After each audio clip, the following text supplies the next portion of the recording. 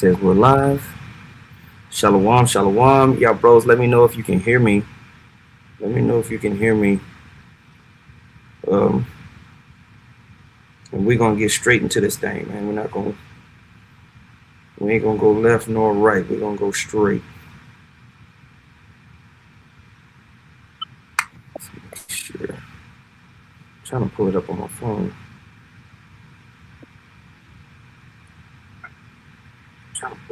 Okay, yeah. All right, man. First and foremost, I want to say call hello Yahweh Bahashim Yahweh Shah.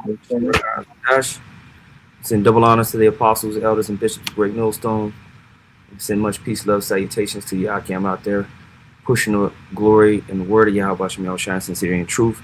It's the brother Ariala, and as you can see, I got the brother Bakari Kwam on here with me, elder out there in London, and this is a World War III Algo. It's an update. Obviously, we see what's going down with the current strikes that are happening in the Middle East, with the focus being the United States coordinated with the state of Israel attacking Iran. Now, brothers have been doing tons of videos, keeping everybody abreast and up to date on everything. I think me and Require Quams stir the pot with Akiam sometimes because, you know, the way that we kind of come at it is a little bit more of, you know, how would you say, I don't want to say contrarian, but it's more of a kind of like a wait and see. You know, we've been doing this algorithm series for shit, bro. It's been a decade now, huh? Can't. I think it's just a bit tempered. Yeah. Yeah. And so, yeah, we come with a more tempered energy of just like, it's exciting. But we understand as we go through these scriptures and these prophecies, the Most High has given us, you know, a taste of the things that He had already prescribed that would happen. So we want to talk about a few of those things, talk about that perspective, and Lord willing, this is edifying because the Esau has created so much confusion, and he has so many different geopolitical strings and geoeconomic strings. It can be like, okay, why is this happening in this way or that way? And so, Lord willing, we're gonna touch on a few topics and a few things, and make some sense of things. You know, I want to start off with Isaiah 62:6. It says, "I have set watchmen upon my walls, O Jerusalem, which shall never hold their peace day nor night. Ye that make mention of the Lord, keep not silence, and give him no rest till he establish until he make Jerusalem a praise in the earth." And that's what we've been set up through the Spirit to do, is to you know, stand on our watch, stand on our posts, and complain, like it talks about in 2nd Ezra, the 15th chapter. A continual complaint is coming out from the men of the Lord for the Most High to establish Jerusalem and for the Most High to take down our enemies. And what we're seeing right now, wars, rumors of wars, is a part of the algorithm of this place going down, and of what we understand is this current world structure, which is the beast system, which is you know, Babylon the Great as America actually going through its pride to be destroyed. And so systematically, the Most High is going to put the spirit on the kings of the earth to actually come together and eventually fight in a war of Armageddon. All right. Now, is that going to be right now with this current situation? We're going to see, but it has the tentacles to be. Okay. Did you have opening statements and comments, Ricari Calm? I'm gonna pass it on to you. Yeah. Only, you know, again, what we always push is that we're here to uplift the word of Yahweh Hashem Yahweh Shai. You know, we're gonna look at the different things that the elites are doing, but we filter everything through the scriptures because we understand that ultimately the Lord controls them too. So it's all the Lord's script. It's His algorithm. That's you know, right. I just wanted to get this scripture. I always bring it out, but it fits the algorithm. Job 5:12. It says, "He disappointeth the devices of the crafty, so that their hands cannot perform their enterprise. He taketh the wise in their own craftiness, and the counsel of the froward is carried headlong." So we know that, you know, these elites, they have their goals, and they have you know, their methodologies, which is very complicated. to achieve it. And some of the things they want to do naturally align with what the prophecies say, like the MOTB, all these different things. The issue is gonna come where the end goal isn't what they want it to be. They're not gonna be fully successful. It's gonna go off script, and that's the day that we glorify, where they're like, "Oops," like and that could be happening right now. We don't know for sure, but we know that is what's gonna happen. It's the arrogance of man is that he is the one that is in control, and Esau is extremely arrogant. To be trying to manipulate and control whole nations and organizations to this degree is extremely arrogant, and he's gonna pay for it. So yeah, I just wanted to bring that precept, and but yeah, you got it, bro. Yeah. So we're gonna go through this information. Well, Esau is showing his hand. He's having to show his hand. We always read Revelation, the 12th chapter, where it says that he's coming down with great wrath, knowing that he have but a short time, and because of his pride, he has now attacked the nation that does have a legitimate military. It does have geopolitical ties to nations that are nuclear capable, and this thing could precipitate into the ultimate destruction. But what we do know is a lot of the moves that are being made are backhanded. They're really trying to get this new digital system set off, and so we want to touch on that. First thing I want to touch is this article real quick, and then we'll get the corresponding scripture. This is from The Intercept. It was posted today. It says, Rubio admits that America is fighting Israel's war. Israel's plan to strike Iran would put American lives at risk, Rubio said. Rather than confronting Israel, the U.S. joined their war. Secretary of State Marco Rubio admitted that the U.S. was forced into the war with Iran by Israel with speaking with reporters on Monday. He explained that the government of Israeli Prime Minister Benjamin Netanyahu had effectively boxed in the Trump administration, taking the decision out of American hands. We knew that there was going to be an Israeli action, Rubio explained. We knew that would precipitate an attack against American forces. And we knew that if we didn't preemptively go after them before they launched those attacks, we would suffer higher casualties. Now, how does this align prophetically? We read this scripture all the time in the book of Jeremiah, the 49th chapter, Jeremiah, the 50th chapter. When you go down to Jeremiah 49:20, it says, therefore, hear the counsel of the Lord that he hath taken against Edom and his purposes, that he hath purpose against the inhabitants of Teman. Surely the least of the flock shall draw them out. Surely he shall make their inhabitations desolate with them. The least of that flock, we always talk about these Amalekites, these small hats, and how they were going to pull America and the West into this regional conflict, which leads into the war of Armageddon. And right here, the Secretary of State admits it, that the small hats forced them into this situation. The least have drawn them out into this conflict. You know what I'm saying? And I know did you have some statements on that, Ak? Yeah, definitely. And they've put America, you could kind of see the difficult situation that America is in, because on one hand, they're talking tough. Trump said, oh, we're not going to negotiate. But Iran already said they're not going to negotiate, which is very interesting. And then I think like a couple of days before that, I don't know if it was Hegseth or whatever that dude, the Ministry of War, he kind of said, oh, well, we came, we didn't really want regime change, but we got regime change. So in a roundabout way, he was trying to make it look like the killing of Khomeini was the regime change that they were looking for, which is a soft way of trying to find an off ramp. Because when these things happen, you're looking for where these nations are trying to find an off ramp, because they want to save face. America doesn't want to back out and look like, oh, okay, we got defeated. So it has to look like they won. But it's the same thing with Iran in this situation. They don't want to back out and look like they lost, because it makes them look weak to the rest of the region. So they're both they might be looking for an off ramp, or maybe Iran's not looking for an off ramp. Yeah, maybe they do want the smoke. Maybe they do want the smoke, because these guys, from what I've heard, the system they set up for war is completely like they're all cells.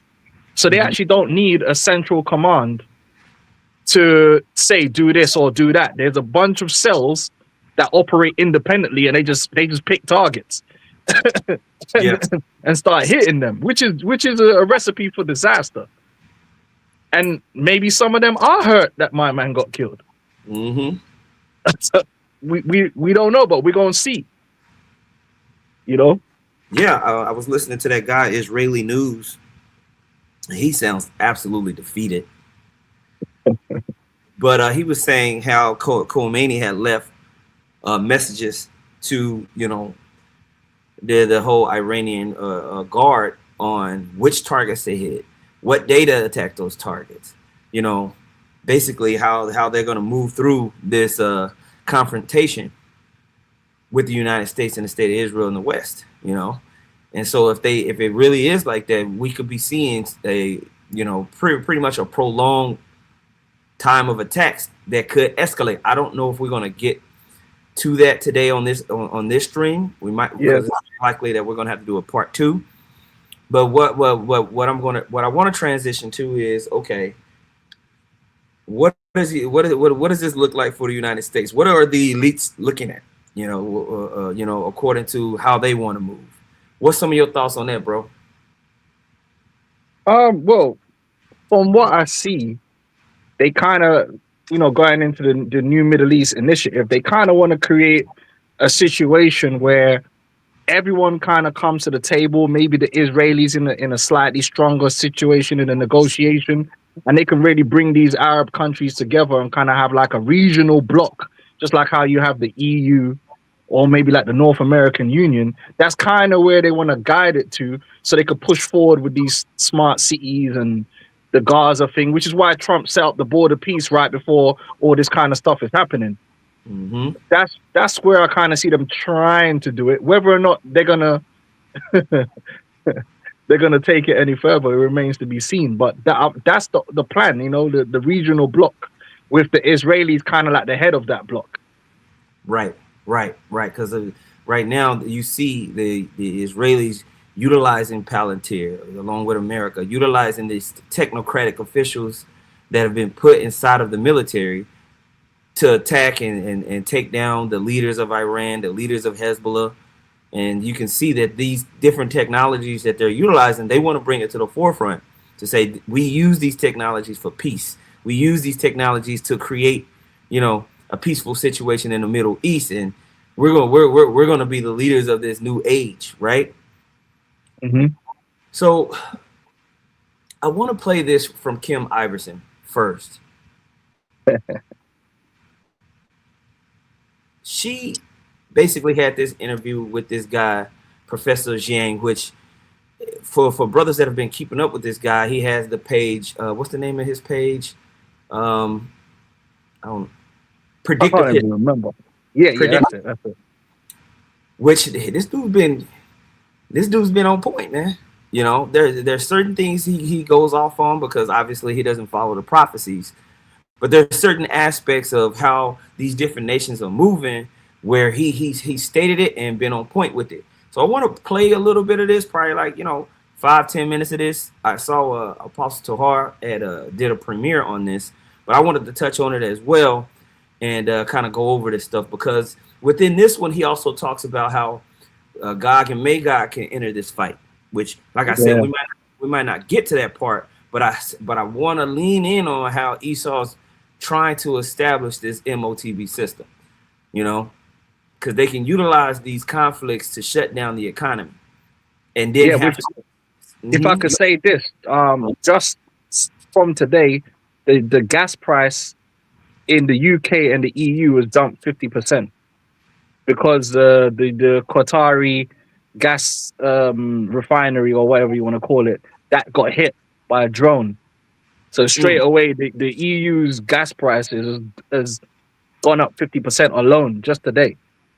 Look at that. And they're saying that if the situation doesn't, fix itself, then it's gonna be crazy for energy prices in the EU.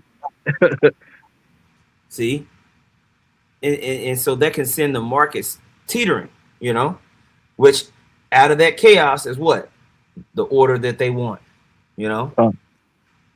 So I'm gonna play a little bit of this and then we can go over it. I'm gonna rewind it a little bit and let her talk. This predictive history, he's been spot on. First, I want to show you this video. This was not from our show, but this was from a different, from his own show, Predictive History on YouTube. This is what he said about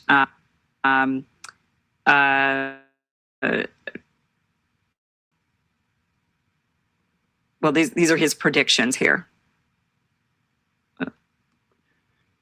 So in this class, this semester, I'm making 3 big predictions, right? First is that Trump will win in November. Second is that the United States will go to war against Iran. And the third big prediction is that the United States will lose this war, which will forever change the global order. Okay.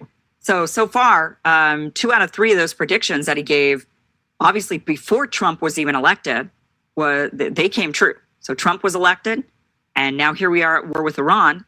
And he even said on our show that the United States would invade Iran, and I believe he said that it would be before April, but let's go ahead. And so, one of the things that we see a lot of people talk about is Iran's capabilities in that region to destabilize the economy, to fight back against the military bases that have been set up around them, right?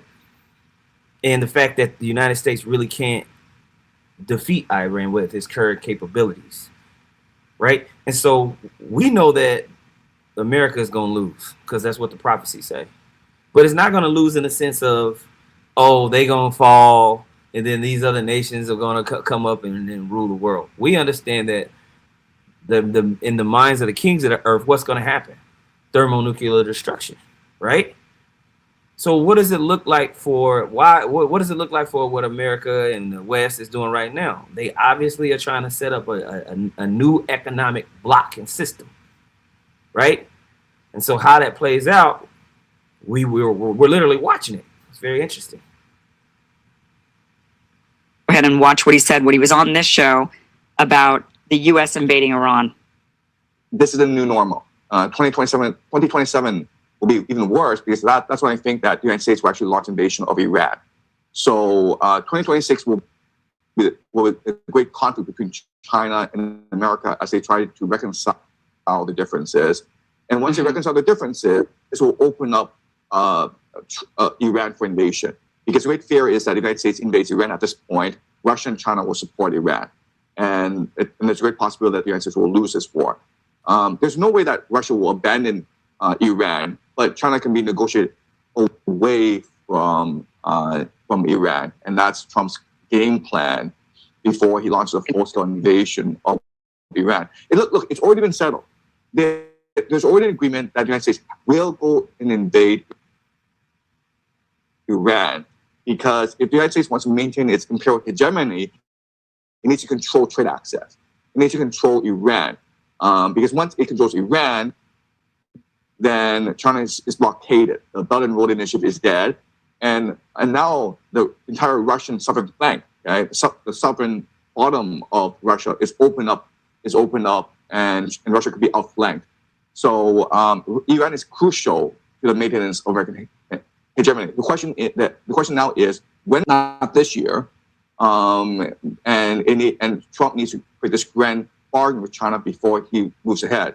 Okay, so I do want to say something, because obviously we did invade. Well, we haven't invaded. So I think this is important to remember when you say, well, he said it would happen next year. And look, we're at war with Iran this year. He's specifically talking about invasion. And he actually does an entire show on this on his predictive history channel. And he talks about the U.S. invading Iran with ground troops. And he says this happens, he believes, in March or February, March or April of 2027, he says. So I think that could be accurate if the war continues on for a year and there's no real, Trump has even said today that he'd be willing to send in troops. And if there isn't any real gains going on, and if we're kind of in this stalemate of this sort of air and naval war, then it is very possible that ground troops get sent in. And it's also possible that the timeline is just sped up. I mean, that's also possible that we didn't even have to wait a year because Trump decided he wanted to do it before the midterms or something. Iran will also be a major flashpoint in 2026 because right now there's protests in Iran. And we know exactly what's going to happen because we see. Oh, maybe he's. When did I have him on the show? Maybe he is saying that. No, I had him on in January. So maybe when he says next year, do you think he means next year? Before in Libya and Syria, what's going to happen is that Mossad is going to create these insurgent groups in Iran on the borderlands. They'll be protected by airstrikes and be financed by the CIA. You have these Mossad agents. So you'll see, and we talked about this on previous algorithms, that there's all these different, Ishmaelite factions, different, the Kurds and everything like that are going to be funded or going to be set up, right, to create problems within these nations, whether it's Syria, whether it's Iraq, and also there in Iran. We've been seeing in the news how the Kurdish, forces are being set up by the United States and the state of Israel. So when you see these coalitions of these different Arab nations, they're all beating their plowshares and they're pruning hooks into swords and spears and getting ready to fight. This is a key aspect of the War of Armageddon that we read about in the book of Joel, the 3rd chapter. All of these nations are being set up and gathered. Okay. And so when the United States is moving forward, like the way that they're moving now, like she's saying, everything it's possible that everything's being sped up. And we believe that we are in that time for things to be sped up. I can't remember the minute marker, bro, of when he talks about this economy. So I'm just gonna let it play. Can I mention something about I just want to get a precept real quick. Yeah. This is Jeremiah 50:31. It says, "Behold, I am against thee, O thou most proud, saith the Lord God of hosts, for thy day is come, and the time that I will visit thee." And you could see the arrogance here, of Trump. His whole establishment oozes arrogance through spectacle and bombastic statements that are not even true. Like he came out the other day and said they basically destroyed all of Iran's air defenses. They've destroyed all their leaders. They've destroyed all their boats. And then it's like even Grok corrected him. We were the community note, no, they only destroyed 7 boats. That's not the entire Navy. And it's like he makes all these bombastic statements, declaring victory, just like how they did in Venezuela. But Venezuela's still there. Right. And the same thing with Iran. Iran's still there. They got countless underground bases. They're ready to tuck in. They've been prepared to tuck in. And America thinks they could just win the war by throwing a few missiles, but their bases are vulnerable. Mm-hmm. They've been vulnerable. It's just that the wars they've been fighting in the Middle East, they've been fighting people who never had the capability to fight back. Syria, Iraq. When they invaded Iraq never had no missiles to attack all of Americans' bases. They could just fly in and bomb them. That's why they pretty much took out most of the Iraqi military in a few weeks. Mm-hmm. And then they went boots in. But this is Iran. The terrain doesn't suit them. They got 93 million people in the country. They've got hypersonic missiles, drones. It's not a war. It's not a pushover. That's right. They've already had a whole bunch of bases getting destroyed. They're hitting their main naval base in the Middle East right now. So it's not all smooth sailing. This is you just go in there like Venezuela and do a TikTok do a Twitter post with Biggie Smalls and Right. yeah, we've conquered the country. It don't work like that. But it's the pride, man. Yeah, we're at the height of Esau's pride, and that's what's going to precipitate into his downfall, because they're going to have to step it up if they're going to take out Iran. They're just going to have to. And people are going to die, and that's what's the scripture in 2 Esdras 16. That's why the vision is so terrible. The amount of people that die, and that includes Americans. There's going to be Iranians, Americans, all these different men, because it's going to have to go to boots on the ground. And when you go to boots on the ground, it's any man's game. Mm-hmm. A bullet is a bullet at the end of the day. You know what I'm saying? Mm-hmm. An American soldier is not superior to an Iranian soldier. America just had superior technology and air power over the nations they've been fighting. It's not that their soldiers are any better. God. And them soldiers over there, they really want to get at these guys because they've had family members die and all sorts. You know what I mean? You know, you got generations of people in these Arab nations that have been ready for this fight, man. You know, that's why I keep mentioning WW3, and I had that queued up because that's why it says, "Let the weak say that I'm strong." You know. Yep. They actually have a cause. Really, when you break it down, the Americans, NATO, don't really have a cause. It's fake. Right. Most of the people in their military are there because they're trying to get some health care, or or they're trying to get a degree. Exactly. They're trying to buy a car. They don't really believe in the war. You know, they don't even buy the propaganda. Really, everyone knows it's BS. Mm-hmm. Mm-hmm. So you ain't gonna fight with real heart, stick your head up and run through gunfire. How many Americans you reckon are ready to run through gunfire, man? Not only in the movies. Yeah. Everybody's in America is just waiting for the next happy hour. They're not ready for war.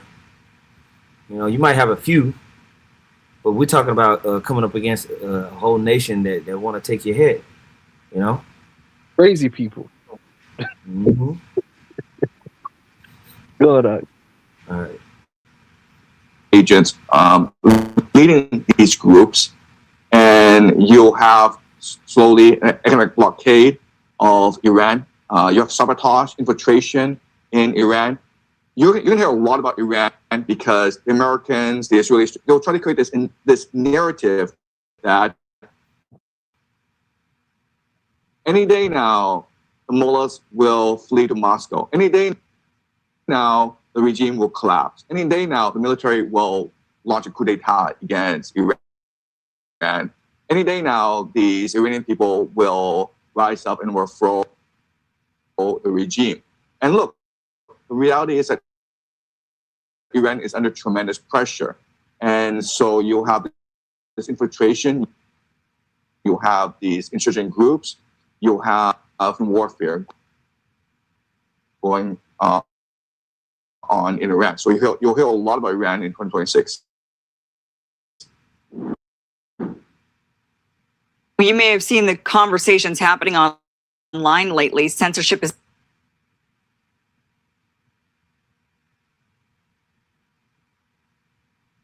with Rumble Wallet. I hate when they do that. Day, open an account and step away from the big banks for good.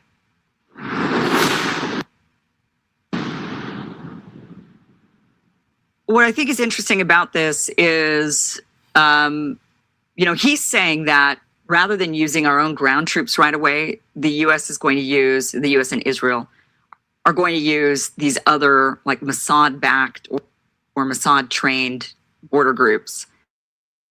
And they're already talking about the Kurds. I mean, that is something that has been discussed as, activating the Kurdish population and getting them to fight. So that could be the next phase. I mean, we start off with the aerial, maybe we go into naval, and then there could be these other groups that they try to fight, but then ultimately U.S. troops get sent in, which is what Professor Zhang ultimately predicts. Now let's talk about what is the point of all of this. And he says this leads into Pax Judaica, that ultimately the United States loses the war. The United States, one of the videos that I watched of his, which again, I just really cannot recommend his channel enough. One of the videos he talks about is how the U.S. loses when it comes to the troops on the ground, that Iran is surrounded by mountains and you can get the troops in, which is still very difficult to do, but you have multiple problems once you get the troops in, which is why the United States loses the ground war, and that Iran is actually trying to get us into a ground war. That is what they want, because they know if we get into their country, we lose. And the reason is all of these mountains, which means it's difficult to get the troops in. Once you get them in, and you've got two problems. You don't know how to resupply. And the bigger issue is... Right. So when you in having its interior, right, where Iran has, you know, I'm thinking down the Persians, the Mongols. Iran hasn't really just been invaded. Very difficult for the United States to even get its proxies or themselves up into Iran to take them down, which is going to force them to have to use heavier military might, force them to use heavier weapons. Now, if they're using these heavier weapons, you know, tactical nukes, stuff like that, that's going to force Russia. That's going to force China to come into the game. This is where we can see this regional conflict turn into all-out World War III. You know. So I just typed this in. This is in Eurasia Times. This was written back on February 10th of this year. It says, too costly to invade, why Iran remains a very difficult target to conquer despite the combined might of U.S. and Israel. As the threat of another war looms in the Middle East, one question that is perplexing everyone is how Iran, which has been systematically weakened by decades of sanctions and Israel's multiple wars in the region, following the October 2022 Hamas attack, is able to stand against the combined might of the U.S. and Israel, right? So let's see. Skip down. Skip down.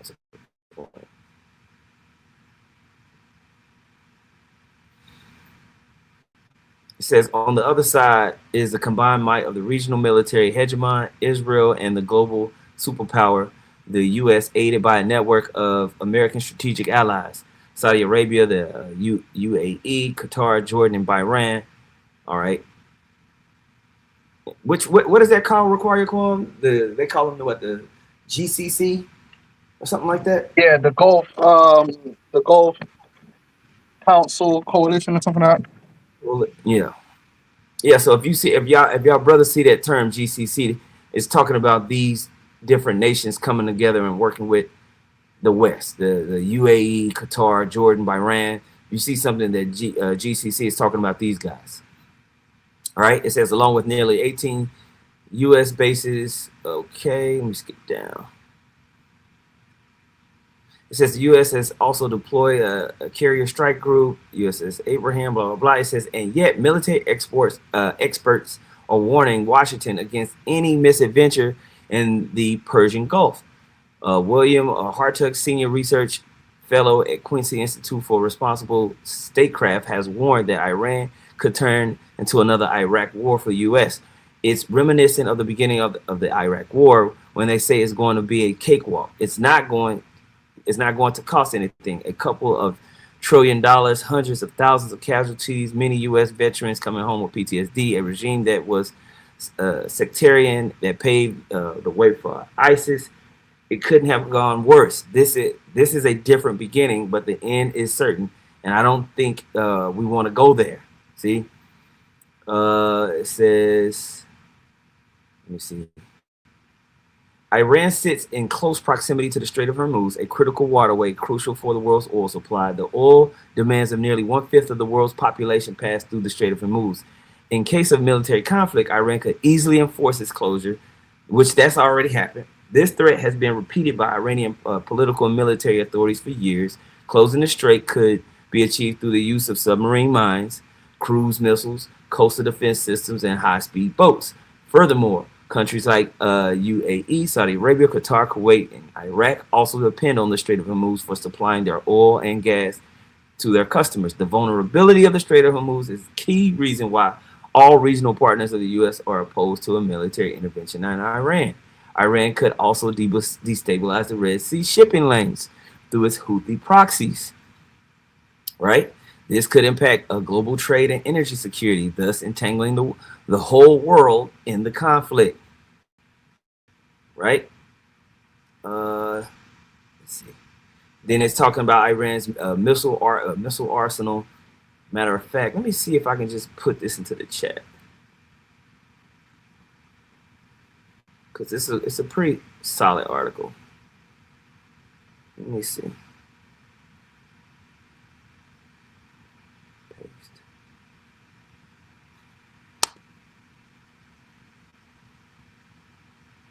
Boom. There we go. Because basically all this being said, he's about to cover this. That's why I'm like skipping over it. Let me just continue to play this. You can't get them out. The troops are stuck. So he says that what would happen is the troops end up stuck in Iran, and that the U.S. threatens to nuke Iran in order to get the troops out. We basically say, let our guys go, or we're going to nuke you. And ultimately, at the end, the United States loses. This becomes a giant failure for the U.S., and we abandon the Middle East, and Israel ends up inheriting all of our weaponry, all of the stuff that we have in the Middle East, because of course we're not going to just we leave stuff behind every time we abandon, but this time we'll make sure the Israelis at least get it, because then we'll say, well, our best allies and friends in the Middle East, Lindsey Graham, they're the ones who are going to have all that equipment. So we left it to our greatest friends and allies, Israel. Yeah, the greatest friends and allies who got us into this war that just will end up killing a ton of Americans, American soldiers, but our greatest friends and allies. So they end up with all the equipment. They become really strong in the region. Then he says that what happens is all of these big companies end up building up these big AI companies.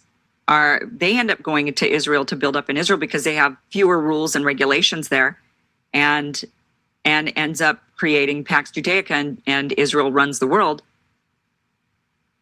I hope he's wrong on that, but that is what he says. Let's just go ahead and have him explain Pax Judaica. This was when he was on the show back in January. Okay, let's talk about Pax Judaica. So you say right now we're in a Pax Americana, a Pax America, or Pax Americana? What's the right term? Yeah, Pax Americana. Pax Americana. Okay. Americana, yes. And we're moving toward a Pax Judaica, which is what exactly? Okay. So the year 1688, this is the Glorious Revolution. This is when the King of England is overthrown by the nobility, and William Orange, who is from the Dutch Republic, he's installed as the king. And this is significant because this creates the sovereignty of Parliament. So Parliament now is above the king. And what happens next is 1694, the creation of the Bank of England. And the Bank of England are these private interests, transnational capital. And the Bank of England, they are guaranteed by Parliament. And so this creates the idea that these private investors can lend money to the Bank of England, and if they make money, they keep their money. But if they lose money, then the Parliament, the people, guarantee their losses. So it's socialized losses, privatized gains. Okay, so this becomes the new model of global finance. What has happened why this happens is that in Europe at this time, the world is in flames. The 30 Years' War, Protestants versus Catholics, and all these rich people, the Dutch Republic, the Habsburg Empire, the Catholic Church, they need to be able to store their wealth in a more safe place as the world burns. And the safest place at this time is of course, England, because it's being protected by the Royal Navy. And so all this capital shifts over to England, and it's stored in the Bank of England. These private investors have control over this capital, but it's guaranteed by both the Royal Navy as well as by Parliament.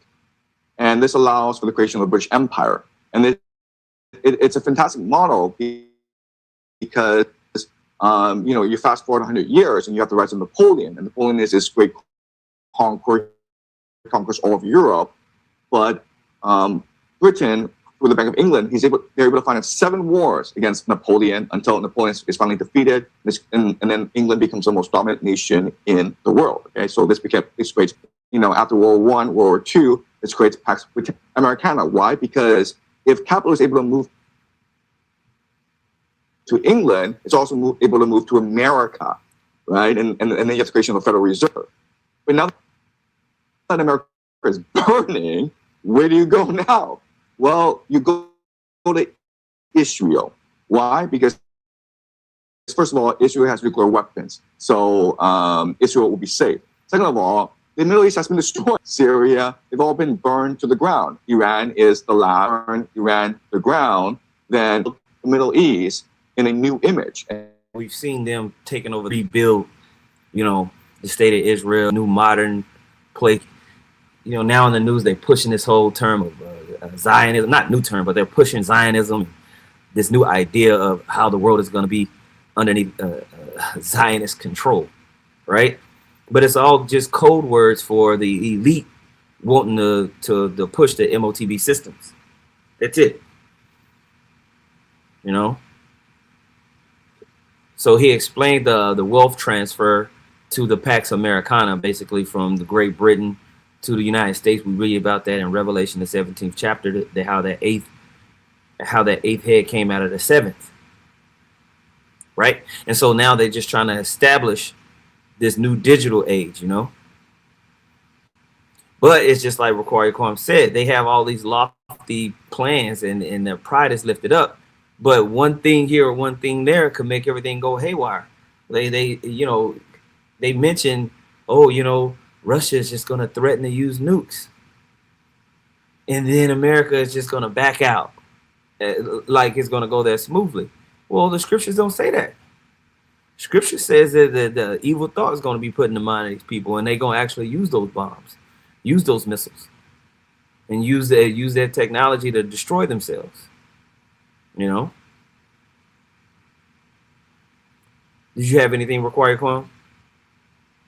Yeah, I mean, you can't underestimate what the collapse of these systems will do domestically around the world.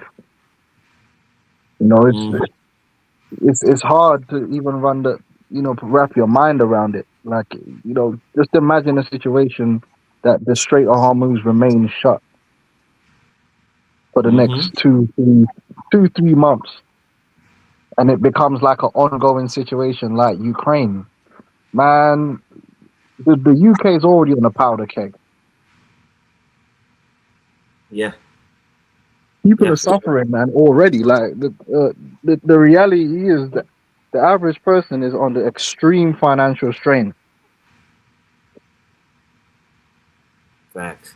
I don't know about, I don't live in America, but I could tell you here in the UK, like supermarket prices has gone up like something like 40-50% over the last 2 years. So when you go shopping in the supermarket, you barely come out of anything. You spend like £130 and you barely got anything when you get back home. And the packets are smaller. Everything's smaller now, so you're paying more for less.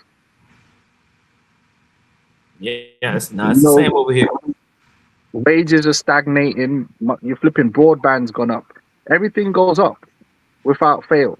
Every April. So every April coming now, everything's going up. Broadband, your telephone, your TV bill, your Netflix, everything's going up.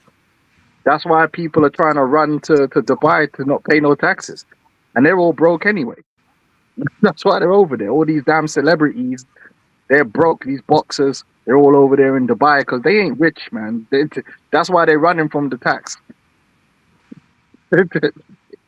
Anthony Yard and these guys, like, come on, man.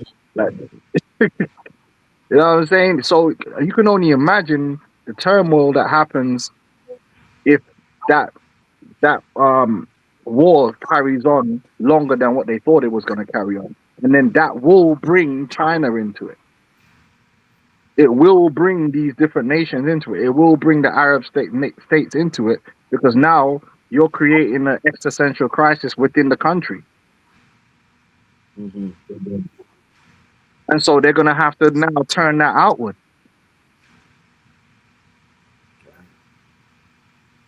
You know, you look at America and the racial situation, the class situation, man, it's a powder keg.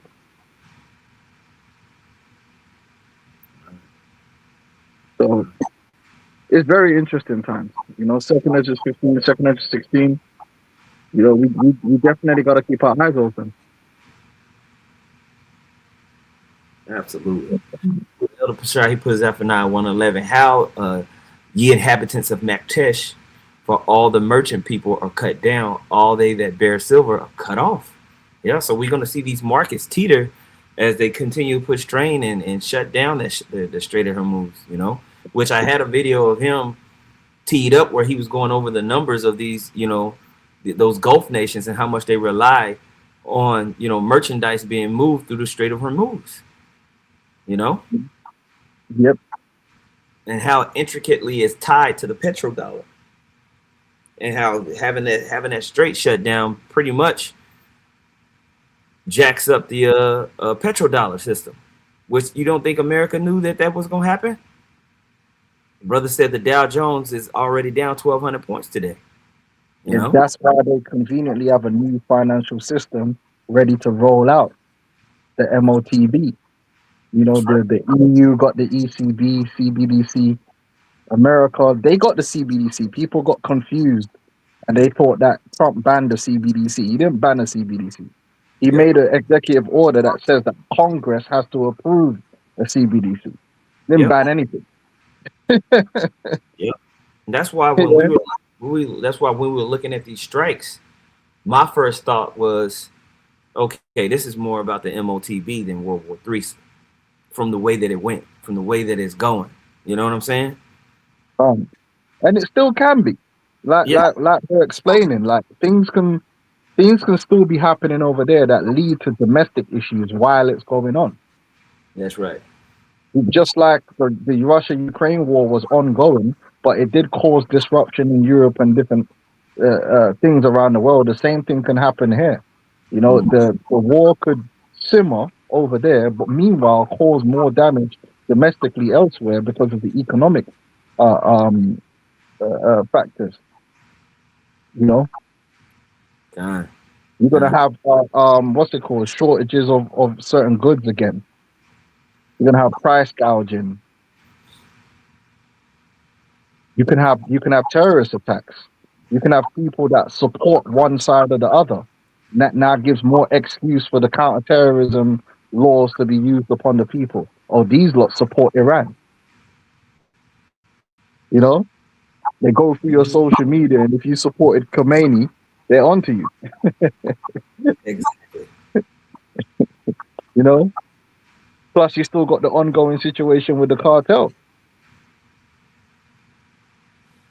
You know, so definitely. Yep. Brother also put Revelation 6:6, and I heard a voice in the midst of the 4 beasts say, "A measure of wheat for a penny, and 3 measures of barley for a penny, and see thou hurt not the oil and the wine." So yeah, talking about a penny, which is basically essentially a day's wage, showing you that hyperinflation is here, but it's gonna get to a level to where the money that you have is barely gonna get you anything, man. You know, things are gonna get strained out, and we are like the Elder Required Kwame stating, it's already getting that way. You know, $100 used to get you a whole basket of food. Now it'll just get you a few items. You know. Yeah, the rents are going up because the interest rates went up. So all these wannabe landlords, they're like their mortgages went through the roof. So then now the rents are going through the roof. So everybody's rent is going up. Unless you're in social housing, which a lot of people are not in social housing because they did this this scheme where if you was in social housing, you could buy your house. So that took a lot of social housing off the market. Mm. So it's like, yeah, man, this place is prepared to collapse. That's right. That's right. You know, and they steadily trying to force that issue. You know, of AI surveillance. So ideas that you have, right? AI, digital currency, digital ID, you're going to face a lot of stiff resistance in America because Americans like their freedom. But hey, the Middle East has been destroyed. You can now replace your populations with Filipinos, with Chinese, with Indians, and then you can insert microchips into the bloodstreams. you see, they say, and then you can insert microchips into their bloodstream. What is that? Yep. That's the mark of the beast. That's the MOTB, man. And well, the only thing I would disagree I was on talking him about this with my brother. People really think that. No, No, you got it, bro. Finish your point, bro. No, you got it. You got it, bro. No, I was gonna say the only thing I would disagree with him on is the notion that it's gonna be hard to get these people in the West to sign on to these things. It's not gonna be hard at all. The people in the West are extremely dependent on the system. Literally, that's what I was about to say. Like, literally, that's exactly what I was about to say. Oh. You know, that's funny because I was just saying I was talking with my brother, and we were just talking about how easy it is going to get people to. And he made a point. He said, if a female will go to a country where she don't even speak the language and get a BBL and literally have surgery done on her and have her ass pumped with stuff that she don't even know what it is, you don't think she won't take the mark of the beast? You did, of course she would. You know, well, at this point, a lot of people will get it just to keep access to their social media, bro. Right. A lot of people's social media is their livelihood and their only hope. Exactly. They ain't got no qualifications. They ain't got no jobs, man. They just got a podcast, man. You know what I mean? Mm-hmm. Yeah, a lot of these people they live off those podcasts, and if they threaten to shut that down, like okay, you got to take this, this chip in order to keep access to this. Yeah, they gonna take that thing, man. 2 seconds. Yeah, because what's happened is, it used to be that you control people through land, and when people had their own land ownership, they were dependent on the weather. Now people ain't really dependent on the weather; they're dependent on corporations. You're dependent on Amazon. You make your money drop shipping. If Amazon web services goes down or you can't access Amazon, your whole livelihood's gone. Cool. And that's the system we live in now. The vast majority of people are super reliant on a digital system, on a system which is controlled by a corporation, and usually it's like a monopoly too. Like, there's only a few places you can sell online. It's not like you're going to set up your own website. No one ain't going on individual websites like that. People are going on Amazon. They're going on Facebook Market. They're going on eBay. The big brands. If you're a taxi driver, it's Uber. You know what I mean? And there's only a couple of everything now. These big corporations are the new landlord. Big fact. You know what I'm saying? Not to mention your universal basic income, which is where it's all heading. Mm-hmm. Yeah. Facts. Perfect, surveillance state where everyone is monitored. But not only is everyone monitored, their emotions are constantly being calibrated, being controlled by this surveillance state. And so you basically have a slave state, and then you introduce transhumanism, where all rich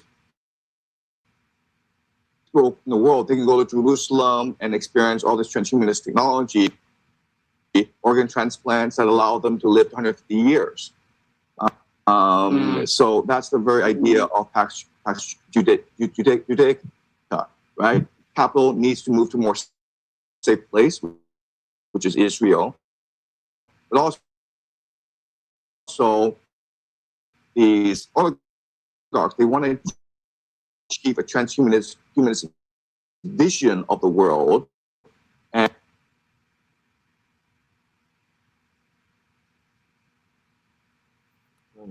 And so Israel has this technology, but also in order to maintain permanent control of the world, and that's Pax Judaica. Great. So basically, what on them doing this is walking into the elite top. Then these other Edomites that are now trying to exclude themselves from the Amalekites and think people can't see that, like some type of Jedi mind trick. We're not the Edomites you're looking for. It's them. When they're all the freaking Edomites and they're all the problem. Point blank, period. So they're moving forward, expediently into the MOTV systems. Now, them fighting over the control of it is what we probably gonna end up seeing and killing themselves. That's why we talk about Esau'S pride. Because they really think they got it. But they really are just going to destroy themselves. Yeah, man. The world has never seen arrogance like this. This is crazy. Straight up. Now I'm getting basically short on time. Did you have something you want to touch on real quick? No, that's pretty much it. The only thing I would say is that's why we got to keep an eye on the situation. And even if they do, run some kind of peace treaty agenda, it's not going to last long. It's not going to last long. You know what I mean? Right. But we're definitely in the last days of the last days. We in the end game. So expect everything, but also no prophecy. That's it. It's inevitable. Yeah, for sure. Definitely, I want to come back and do a part 2 of this and just really focus more on the Strait of Hormuz and stuff like that, and that other video that you had sent to me. Time. Yeah, we could do that. Yeah, and so I'll be hitting you up, and Lord willing, we can go and touch in on that and get more into the tactics of everything that they got going on. Okay. Do you have anything else for me, man? Closing statements? No, that's it. That's it. Okay. Well, then, Lord, we're gonna shut this one down. I got to get back to work, and then we'll come back, Lord willing, and do a part 2 to this. So, with that being said, I'm gonna say, call hello, Yahweh, by Hashem, Yahweh, Hush. Double honors once again to the apostles, elders, and bishops of Great Millstone. Much peace, love, salutation to you, Akim, out there pushing the word of Yahweh, Shai, sincerely and truly. And the water to all you Akim out there that posted scriptures, posted comments. It's definitely very, very helpful. For those of you that may be new, make sure that you go to the chat and write down those scriptures and take notes, because they were all relevant to the information that came out today. Shalom. Shalom.